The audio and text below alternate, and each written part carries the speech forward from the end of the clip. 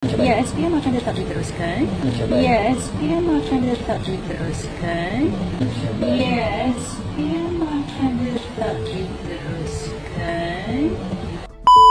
Kita ada undang-undang yang melindungi anak-anak dari segi maklumat pribadi mereka ini, dan kita mahu dari segi masyarakat itu juga cakna tentang kes ini, terutamanya juga ibu bapa mengambil perhatian dalam kes-kes seperti ini secara keseluruhannya. Tanya lagi macam mana keadaan bangsa sendiri dan adakah suspek yang 4 tu boleh menduduki SPM atau macam mana? Ya, SPM akan tetap diteruskan. Sebab tu bagi saya soal itu kita juga perlu berhitungan, dan mangsa ketika ini sedang mendapatkan rawatan di hospital dan juga sokongan emosi di peringkat hospital lah. Jadi semuanya telah pun diambil tindakan oleh bahagian masing-masing, khususnya untuk perlindungan kanak-kanak ini.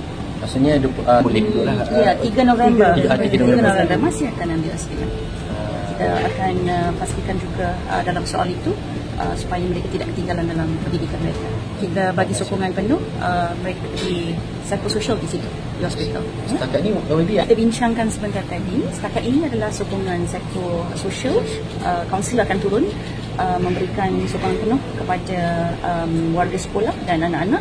Dan tumpuan kita kerana sekolah ini adalah sekolah terbaik di Melaka.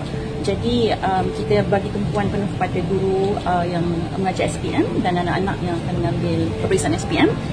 Itu yang kita utamakan ketika ini, persiapan mereka untuk menghadapi SPM supaya tidak terganggu lah dengan kes ini.